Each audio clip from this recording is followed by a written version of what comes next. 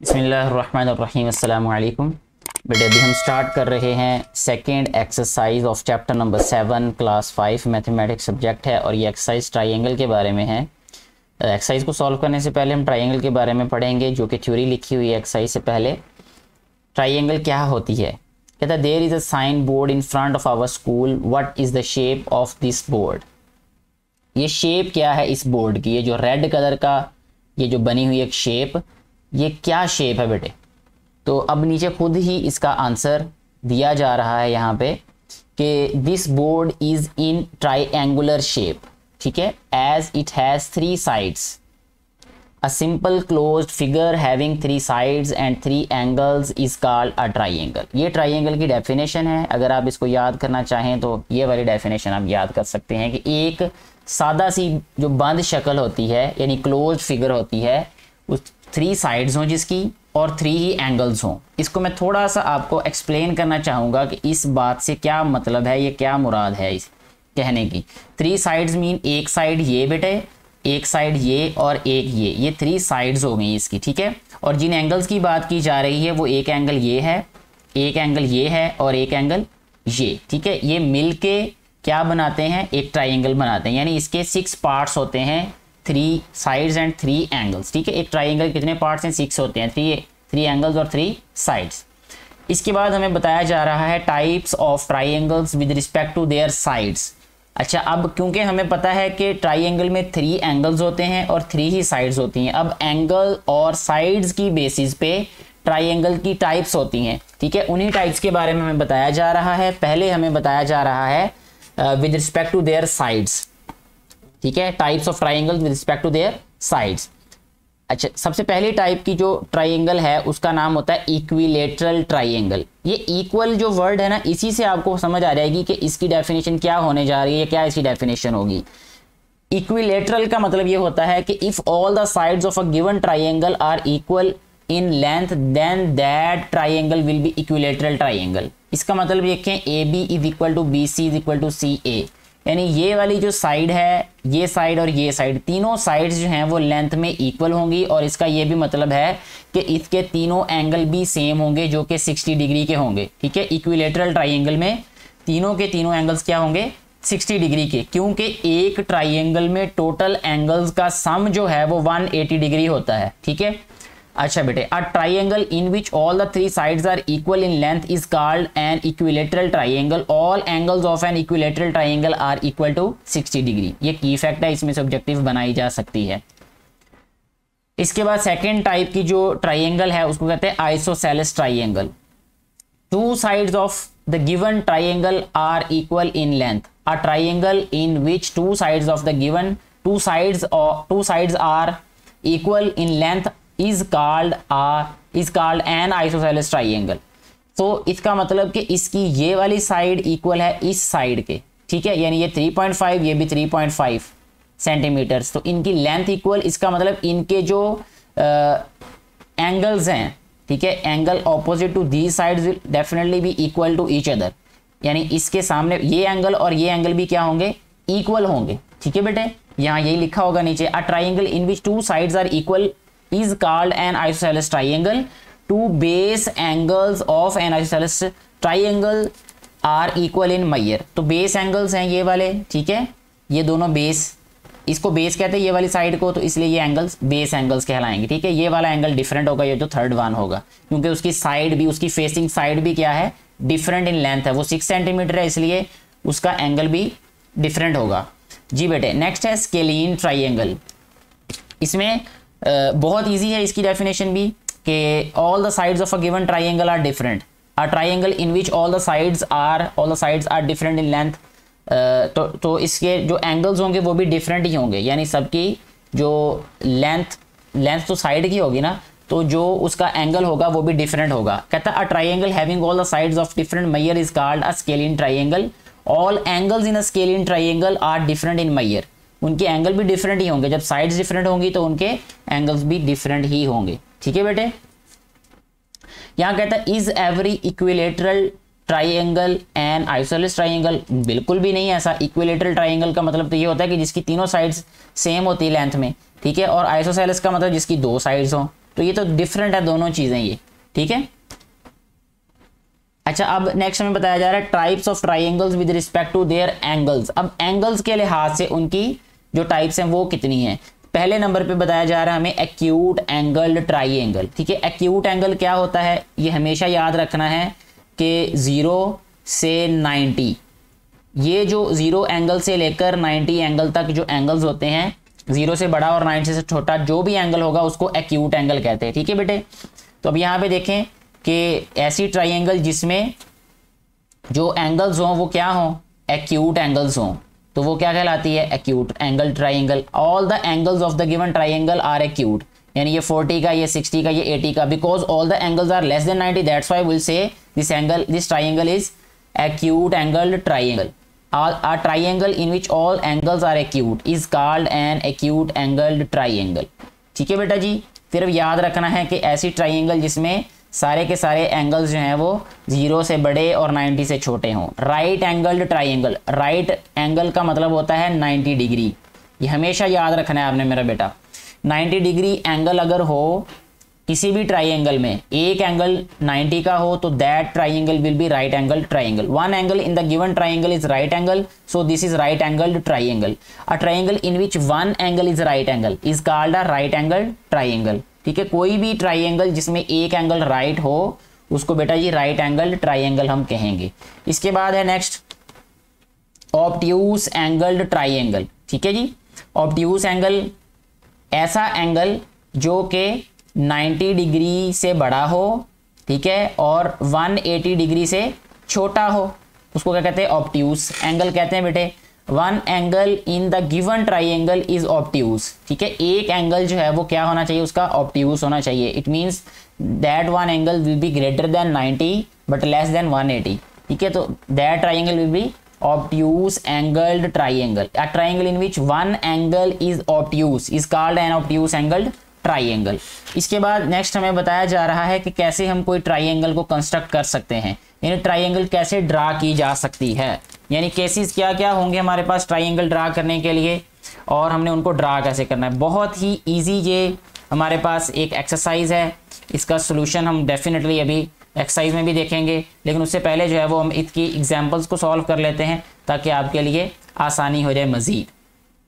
Construction of triangle when two angles and included side is given. जब 2 angles दिए गए होंगे तब क्या करना है, इन सारे को शॉर्टली आपको मैं बताना चाहूँगा कि जो हमारे पास साइड होगी पहले उसको हमने ड्रा कर लेना है। या तो ये 6 सेंटीमीटर है तो हमने 6 सेंटीमीटर एक लाइन सेगमेंट ले लेना है। लाइन सेगमेंट मीन के a line having specific length, ठीक है। तो also find the measure of the remaining sides and angles. Draw a line segment E F is equal to 6 centimetre by using ruler. Ruler की मदद से, scale की मदद से हमने 6 सेंटीमीटर एक लाइन ड्रा कर लेनी, लाइन सेगमेंट ड्रा कर लेना, ठीक है। उसके बाद draw an angle of 35 at point E by using protractor. Protractor की मदद से ई पॉइंट पे 35 का एंगल और एफ पॉइंट पे 70 का एंगल ड्रा करना है फिर, ठीक है, हो गया जी। अच्छा, इसके बाद यहाँ पे देखें 35 का एंगल जो ड्रा किया है उसमें हमें बताया कि the triangle is represented by the symbol this. ये ट्राइंगल को रिप्रेजेंट करने का सिंबल भी हमें बता दिया, पहले एंगल का बताया था, अब ट्राइंगल का बता दिया। Sum of the interior angle of triangle is 180 degree, ये मैंने प्रीवियस पेज पे आपको बता दिया था ये भी, ठीक है बेटा। अच्छा जी, अब देखें इस पेज पे उन्होंने हमें बताया है कि फिर उसके बाद हमने क्या करना है। Similarly by using a protected draw another angle of 70 at point F. The two drawn rays intersect at point G. दोनों जो रेज होंगे वो एक पॉइंट पे इंटरसेक्ट करेंगी, उसको क्या कहेंगे हम, जी। तो ये 35, ये 70 और थर्ड एंगल हम कैसे फाइंड करेंगे कि 180 में से इन दोनों का सम जो है वो सब्ट्रैक्ट कर देंगे। तो ये देखें एंगल जी फाइंड करने के लिए क्या किया गया, 180 में से इन दोनों का सम डिफरेंस यानी उसका सब्ट्रैक्ट कर दिया। 75 का एंगल होगा ये वाला, ठीक है। इसके बाद नेक्स्ट जो है वो बेटे हमें बताया गया है कि कैसे हमने एक ट्राइंगल कंस्ट्रक्ट करनी है अगर हमें 2 sides and included angle is given. 2 sides दी गई हो और एक एंगल दिया गया हो, ठीक है। जैसे यहाँ पे देखें एक साइड दी गई है 4 सेंटीमीटर और दूसरी साइड दी गई 3 सेंटीमीटर और एक एंगल दिया है बी 30 डिग्री। तो इसमें सबसे पहला काम ये करना है कि लाइन सेगमेंट ड्रा करनी 4 सेंटीमीटर, ठीक है, और बी पे 30 का एंगल ड्रा करना है। बी पे 30 का एंगल ड्रा कर लिया, ये मैं शॉर्टली आपको बता रहा हूँ क्योंकि ये बहुत ही ज़्यादा आसान क्वेश्चंस हैं ये वाले, ठीक है बेटे। जी बेटे, उसके बाद क्या करना है जी, mark a point C on the arm of 30 size that B C is equal to 3 centimetre. अच्छा, अब आपने क्या करना है कि बी पे आपने अब स्केल की मदद से रख लें, आप स्केल रख लें या फिर आप प्रकार की मदद से, ठीक है, कंपस की मदद से, पेयर ऑफ कंपसिस उसको यूज़ कर लें या फिर आप स्केल को यूज़ कर लें। बी पे रखना है आपने 3 सेंटीमीटर इस तरीके से कि ज़ीरो को इधर रखें, ज़ीरो वाली साइड, और फिर 3 सेंटीमीटर पे एक आर्क लगा लें, आर्क या एक पॉइंट लगा लें। जब पॉइंट लगा लेंगे तो हमारे पास यहाँ पे ये 3 सेंटीमीटर जो है वो ये आ रहेगा लाइन सेगमेंट ये वाली, ठीक है। इसको फिर हमने ए से मिला देना, जब हम ए से मिलाएंगे तो ये हमारे पास एक ट्राइंगल बन जाएगी। तो इस तरीके से हम ट्राइंगल ड्रा कर सकते हैं जिसमें हमें 2 साइड्स दी गई होंगी और एक एंगल दिया गया होगा। इसके बाद अब हम एक्सरसाइज 2 की तरफ आते हैं। इसमें सबसे पहले हमें कहा गया है कि identifies these triangles with respect to their sides. अब साइड्स के लिहाज से हमने इन ट्राइंगल्स को पहचानना है। तो देखें, सबसे पहले जो ए वाली ट्राइंगल है बेटा जी, तो इसमें देखें यहाँ 3 लाइंस हैं, यहाँ 2 लाइंस हैं और यहाँ पे 1 लाइन है। इसका मतलब ये होता है कि इसकी लेंथ और है, इसकी लेंथ और है और इसकी लेंथ और है, यानी तीनों साइड्स की लेंथ्स हैं वो डिफरेंट हैं, ठीक है। तो ऐसी ट्राइंगल जिसमें तीनों साइड्स की लेंथ्स जो है वो डिफरेंट हो उसको हम कहते हैं स्केलीन ट्राइंगल, ठीक है, ये स्केलीन ट्राइंगल। अब देखें नेक्स्ट बी वाले पार्ट में ये 2 लाइंस इधर हैं और 2 ही लाइंस इधर हैं। इसका मतलब ये साइड इस साइड के इक्वल है, तो 2 साइड्स जिस ट्राइंगल में इक्वल हो उसको कहते हैं आइसोसेलेस ट्राइंगल, ठीक है। तो हम इसको लिखेंगे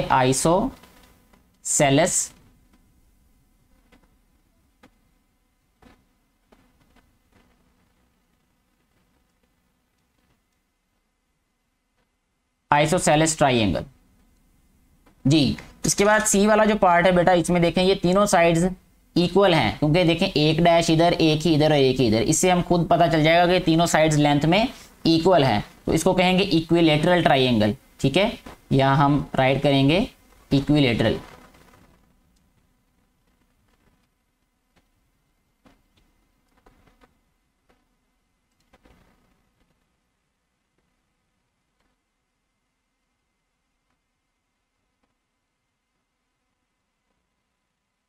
इक्विलेटरल ट्राइंगल होगी। ये डी वाली ट्राइंगल देखें, इसमें ये दोनों साइड्स जो हैं वो बेटा जी सेम है ये, ठीक है। तो दोनों साइड्स अगर सेम हो तो फिर आइसोसेलेस ट्राइंगल होगी। तो इसमें भी हम क्या लिखेंगे, आइसोसेलेस ट्राइंगल, ठीक है। मैं जस्ट ये लिख के छोड़ देता हूँ ताकि आप बाकी खुद लिख लीजिएगा, ठीक है बेटा। अच्छा जी, आप देखते हैं नेक्स्ट जो क्वेश्चन नंबर 2 दिया है उसमें उन्होंने कहा है कि identify these triangles with respect to their angles. अब एंगल्स के लिहाज से उनको हमने आइडेंटिफाई करना है। तो इसमें देखें ये ट्राइंगल में साइड्स जो हैं वो सारी की सारी क्या हैं, सेम है, ठीक है। और अगर हमारे पास सेम साइड्स हों, साइड्स का मतलब कि तीनों साइड्स की लेंथ एक हो, तो हमें पता है कि उसमें जो एंगल होगा वो डेफिनेटली 90 से छोटा ही होगा, ठीक है। तो वो ट्राइंगल क्या कहलाती है, acute. All the angles are less than 90, ठीक है बेटे। इसके बाद देखें ये बी वाला जो हमारे पास बी वाली जो ट्राइंगल है, इसमें देखिए 1 एंगल इज ग्रेटर देन 90, तो वो ट्राइंगल क्या होगी, ऑब्ट्यूज, क्योंकि एंगल ऑब्ट्यूज होता है, 1 एंगल इज ऑब्ट्यूज, ठीक है, यहाँ लिखेंगे ऑब्ट्यूज। अच्छा, इसके बाद ये देखें ये सी वाली जो हमारे पास ट्राइंगल है, इसमें ये दोनों जो साइड्स हैं ये इक्वल हैं, ठीक है। इसका मतलब कि इनके जो एंगल्स हैं वो भी 90 से छोटे होंगे, ठीक है, 90 से स्मॉलर होंगे। तो इसका मतलब इसको हम कहेंगे एक्यूट, एक्यूट, ये एक्यूट एंगल। ये देखें अब इसमें ये 90 का है तो इसको कहेंगे राइट एंगल ट्राइंगल। एक एंगल राइट है यानी 90 का है ये वाला एंगल। तो इस तरह हमारा ये क्वेश्चन नंबर 2 भी सॉल्व हो जाता है। नेक्स्ट देखिए हमारे पास ये जो क्वेश्चंस हैं, क्वेश्चन नंबर 3, 4, 5, 6, इसमें हमने ट्राइंगल्स ड्रा करनी है, ठीक है। तो ट्राइंगल ड्रा करने के लिए हम क्वेश्चन नंबर 3 देख लेते हैं। इसमें हमें एंगल, साइड और एंगल, यानी हमें 2 एंगल्स दिए हैं और एक साइड दी है। दोनों में से कोई एक क्वेश्चन हम इधर ड्रा कर लेते हैं। हम इसमें से ले लेते हैं जी 4 वाला क्वेश्चन, ठीक है। और 4 वाले क्वेश्चन को भी हम इस तरह सॉल्व करेंगे कि हमारे पास पहले होना चाहिए एक स्केल। अब इसमें सबसे पहले हमारे पास 5.5 सेंटीमीटर एक हमने लाइन सेगमेंट लेना है, 5.5 सेंटीमीटर, तो इसको मैं ले लेता हूँ जी यहाँ से स्टार्ट करके 5.5 सेंटीमीटर ये, ठीक है। अब ये 5.5 सेंटीमीटर हमने एक लाइन सेगमेंट बेटा जी ये ड्रा कर लिया है। इसको नाम हमने देना है ये LM, ठीक है। नाम भी हम खुद से नहीं दे सकते क्योंकि उन्होंने अब हमें लिख के दे दिया है, ये L है और ये M है। अच्छा, उसके बाद हमने क्या करना है, L पे हमने 60 का एंगल ड्रा करना है, ठीक है। L पॉइंट पे 60 का, उसके लिए हम क्या करेंगे, प्रोट्रैक्टर यूज़ करेंगे, ठीक है। प्रोट्रैक्टर से हमने एंगल ड्रा करना पहले ही हमने सीख लिया हुआ है कि इस तरह से हमने प्रोट्रैक्टर को रखना है कि ये जो पॉइंट ऑफ इंटरसेक्शन है ये यहाँ पे आए इसके नीचे, ठीक है। L पॉइंट के बिल्कुल ऊपर आना चाहिए वो पॉइंट। अब 60 का एंगल क्योंकि हमने ड्रा करना है तो ये देखिए मेरा बेटा यहाँ पे 60 आएगा ये वाली साइड। ये मैंने डॉट एक छोटा सा लगा दिया है, माइनर सा आपको शायद कम नज़र आ रहा हो, लेकिन अगर आप गौर से देखेंगे तो आपको नज़र आ जाएगा। अब क्या करूँगा मैं कि इस L को उसके साथ मिला दूंगा, ये देखें, ठीक है। अब ये हमारे पास हो गया है बेटा जी, इसका नाम लिखेंगे हम, ये एंगल L है ये, ठीक है। और ट्राइंगल बनेगी ये LMN, इसको मैं लिखूंगा जी N पॉइंट, ठीक है। अच्छा, अब देखिए नेक्स्ट M पे कितने का एंगल बनाना है हमने, 30 का। सॉरी, इधर इसको N नहीं लिख सकते अभी, सॉरी, इसको नहीं बेटे अभी लिखना हमने N, अभी ये हमारे पास रिक्वायर्ड पॉइंट नहीं है जो हमें चाहिए होगा। M पे 30 का एंगल बनाना है, उसके लिए हमें क्या करना पड़ेगा, M पे ऐसे ही हम प्रोट्रैक्टर को रखेंगे, ठीक है। और 30 का एंगल बनाने के लिए हमने अब इस साइड से इसको काउंट करना है क्योंकि जो ज़्यादा बड़ी साइड है वो इधर है लाइन की, ठीक है। और स्टार्टिंग पॉइंट पे हमने रखा पॉइंट ऑफ इंटरसेक्शन को और उसकी ऑपोजिट साइड से हमने 0 से स्टार्ट करना है। तो देखें ये 30 जो है पॉइंट इधर आ रहा है ये वाला यहाँ, ठीक है।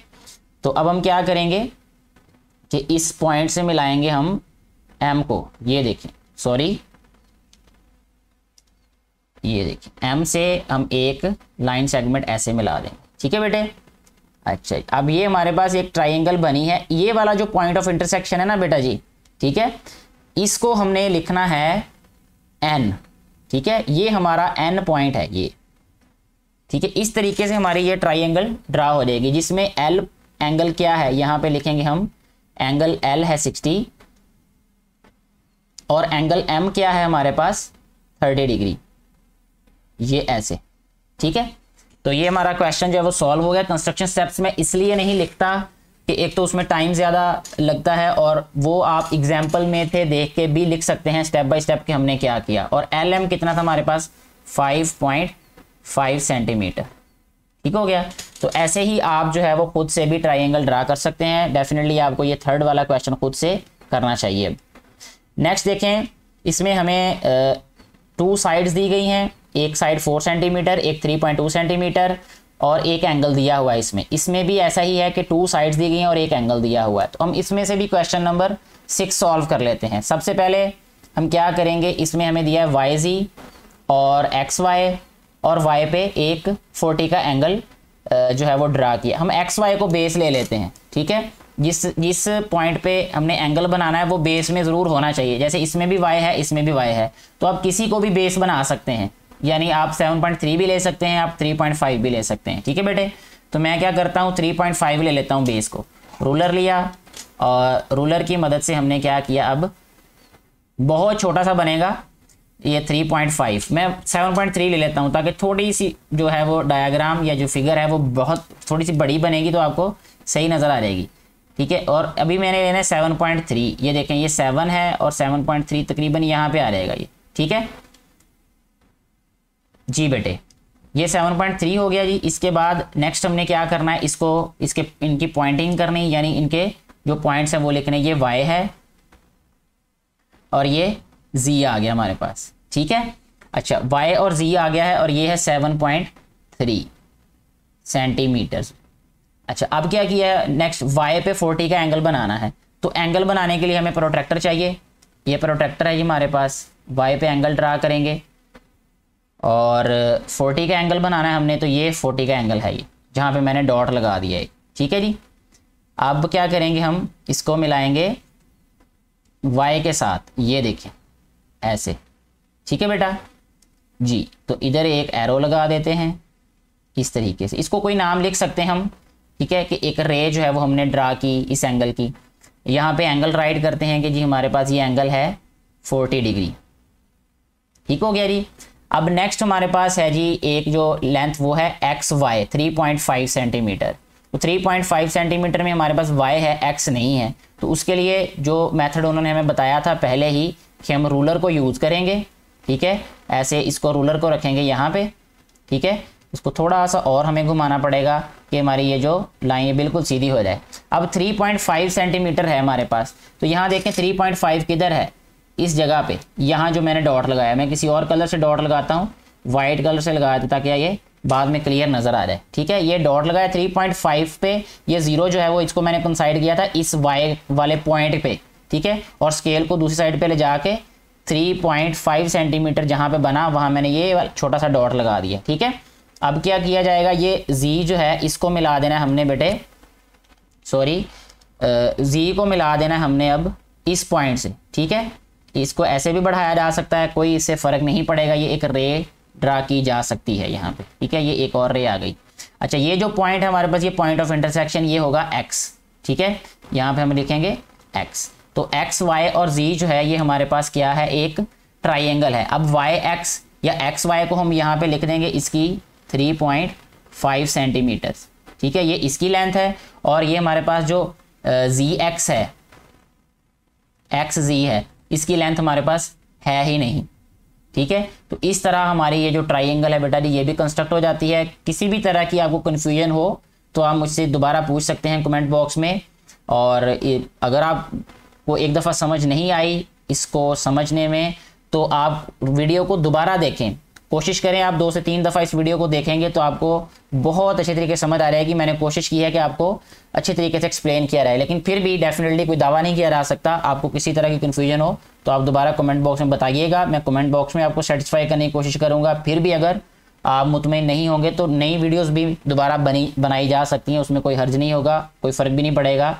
वीडियो अच्छी लगी हो तो इसको ज़्यादा से ज़्यादा बेटे और बेटियों के साथ शेयर कीजिएगा ताकि उनको भी इससे फ़ायदा हो सके, जो कि इनको बनाने का बुनियादी मकसद है। Thank you very much.